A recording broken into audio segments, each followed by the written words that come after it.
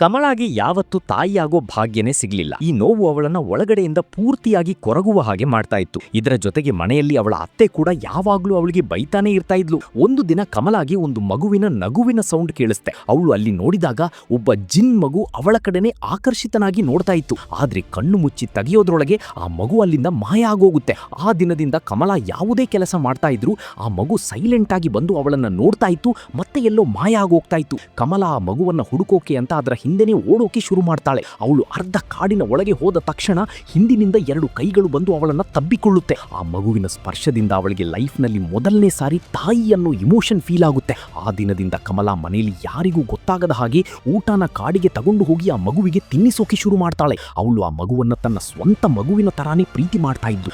ಆದ್ರೆ ಅವಳು ಎಷ್ಟು ದೊಡ್ಡ ತಪ್ಪು ಮಾಡ್ತಾ ಇದ್ದಾಳೆ ಅಂತ ಅವಳಿಗೆ ಸ್ವಲ್ಪನೂ ಗೊತ್ತಿರಲಿಲ್ಲ. ಒಂದು ರಾತ್ರಿ ಅವಳ ಗಂಡ ಅವಳಿಗೆ ಹೊಡೆಯೋಕೆ ಅಂತ ಕೈ ಎತ್ತುತ್ತಾನೆ. ಅಷ್ಟರಲ್ಲಿ ಅಲ್ಲಿಗೆ ಬಂದ ಆ ಜಿನ್ ಮಗು ಅವಳ ಗಂಡನನ್ನ ಹಿಂಡಿ ಹಿಪ್ಪೆ ಮಾಡಿ ಸಾಯಿಸಿ ಬಿಡುತ್ತೆ. ಮರುದಿನ ಬೆಳಿಗ್ಗೆ ಈ ಘಟನೆ ನೋಡಿ ಅವನ ಮಾವ ಪೂರ್ತಿಯಾಗಿ ಶಾಕ್ ಆಗ್ತಾನೆ. ಇದರ ಜೊತೆಗೆ ಕಮಲಾಳ ವರ್ತನೆ ಕೂಡ ಪೂರ್ತಿಯಾಗಿ ಬದಲಾಗಿ ಹೋಗಿತ್ತು. ಇದೇ ಕಾರಣಕ್ಕೆ ಅವಳ ಮಾವ ಒಬ್ಬ ಫಕೀರ್ ಬಾಬಾನ ಸಹಾಯ ತಗೊಳ್ತಾನೆ.